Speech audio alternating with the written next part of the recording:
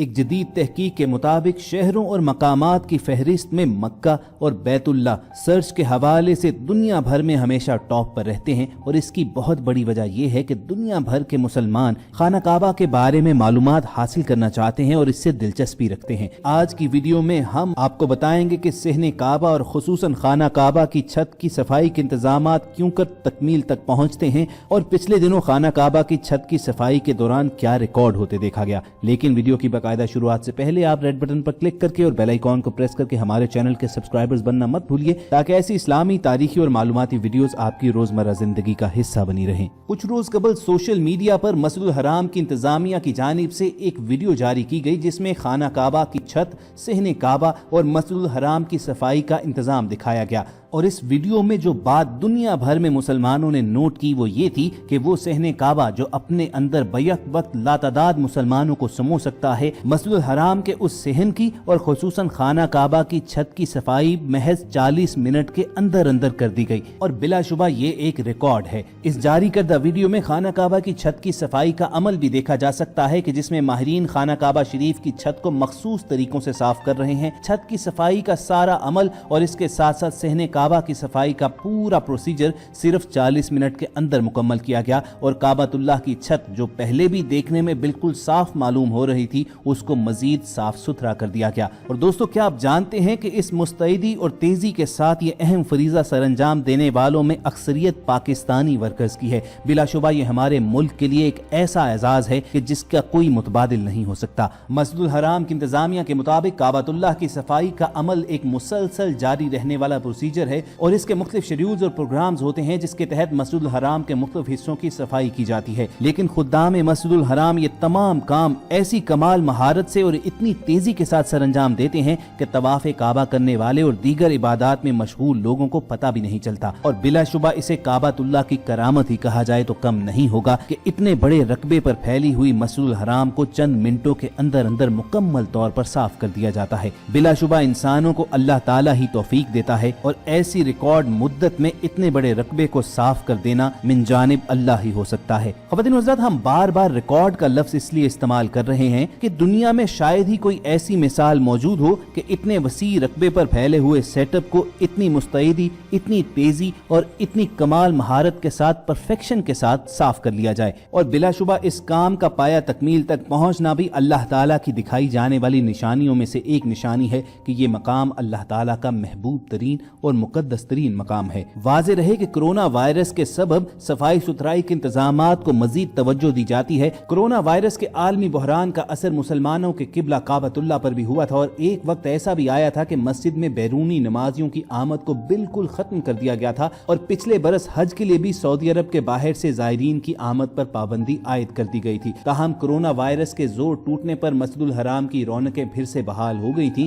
اور یہ بھی اللہ تعالیٰ کی جانب سے ایک معجزہ ہی ہے کہ حرمین شریفین کی انتظامیہ کے مطابق اکتوبر 2020 سے لے کر جنوری 2021 تک تقریباً 2 ملین سے زائد زائرین نے عمرہ کی ادائیگی کی، اور ان میں سے کسی ایک کو بھی کرونا وائرس نے ٹچ نہیں کیا ہے۔ اس کے علاوہ تقریباً 6 ملین افراد نے اس دوران مسجد میں نماز ادا کی، اور وہ بھی تمام کے تمام کرونا وائرس سے محفوظ رہے۔ خواتین و حضرات، یہ تو کعبۃ اللہ اور مسجد الحرام کی کرامت ہے۔ مدینہ منورہ کے بارے میں آپ کو بتاتے ہیں، ایک ایسا معجزہ کہ جسے WHO یعنی ورلڈ ہیلتھ آرگنائزیشن نے بھی مانا ہے، اور حال ہی میں انہوں نے مدینہ کے گورنر کے حوالے وہ سرٹیفکیٹ کیا جس میں یہ اعتراف کیا گیا تھا کہ کرونا وائرس کے دوران اس وقت مدینہ منورہ دنیا کا صحت مند ترین اور محفوظ ترین شہر ہے۔ بلا شبہ مکہ المکرمہ اور مدینہ منورہ میں اللہ تعالیٰ کی رحمت تو برستی ہے ہی، لیکن اس کے ساتھ ساتھ ان دونوں مساجد کی انتظامیہ بھی مبارکباد اور شاباش کی مستحق ہے کہ جس انداز میں وہ صفائی کا انتظام سنبھالے ہوئے ہیں۔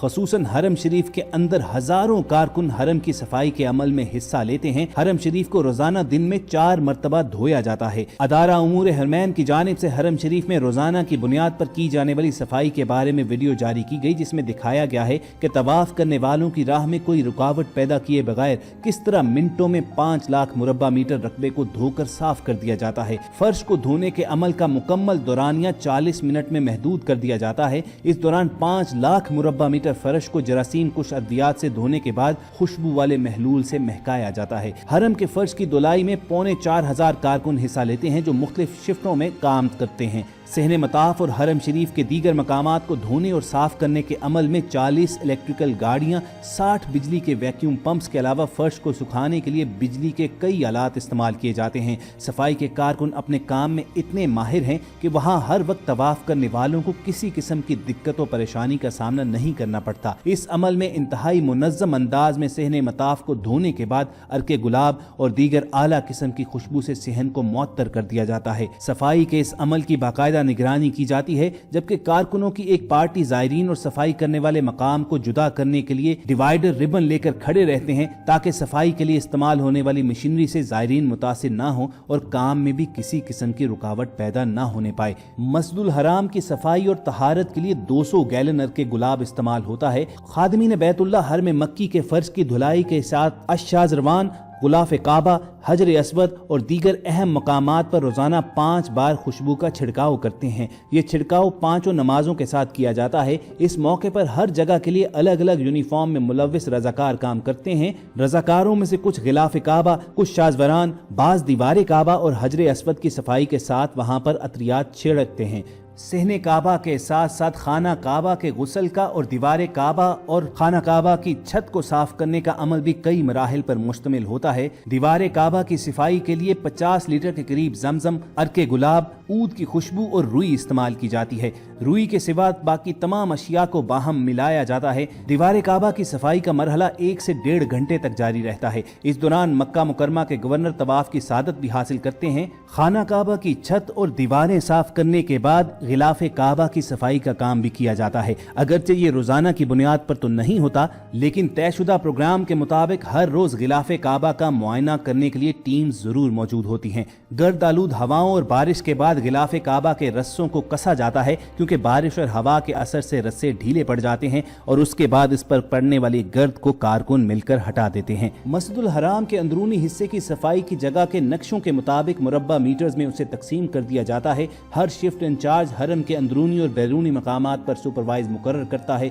मस्जिदुल हराम की दीवारों, अतराफ, पैदल चलने के रास्तों, हत्ता के बाहर के एरिया की भी सफाई मुकम्मल की जाती है। ये तमाम काम चंद मिनट के अंदर अंदर मुकम्मल करने के बाद बाकी बचता है मस्जिद के अंदर आने वाले मोतमरीन के जेर इस्तेमाल अशिया की बाकियात की मुंतकली की जिम्मेदारी, और एक अंदाजे के मुताबिक डेली तकरीबन 100 से 300 टन तक मतरूका चीजें मस्जिद से बाहर मुंतकिल की जाती हैं। तो ख़वातीन हुज़रात, ये थी मस्जिदुल हराम, सहने काबा, दीवार काबा और खाना काबा की छत की सफाई के इंतजामात की मुकम्मल तफसील, जिन्हें रिकॉर्ड मुद्दत में कंप्लीट किया जाता है। हमारी कोशिश होगी कि फ्यूचर में भी बैतुल्लाह के हवाले से इसी तरह की मालूमाती वीडियोज़ आप तक पहुँचती रहें, और वीडियोज़ हासिल करने के लिए रेड बटन पर क्लिक करके और बेल आइकॉन को प्रेस करके हमारे सब्सक्राइबर्स बनना मत भूलिए। जल्द आपसे मुलाकात होगी। अल्लाह हाफिज़।